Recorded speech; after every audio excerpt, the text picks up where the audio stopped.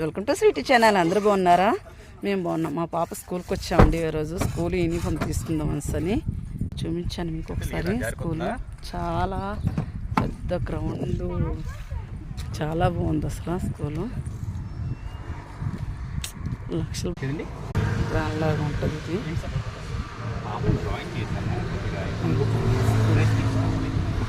Entrance అవుతున్నాం.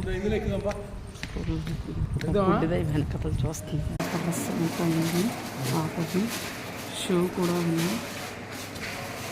మొత్తం సైజుల ప్రకారం. 3 డ్రెస్సులు తీసుకున్నాం అండి. ఒకటి స్పోర్ట్స్ డ్రెస్సు. అంత పైకి ఉయ్యాలు ఊగలు.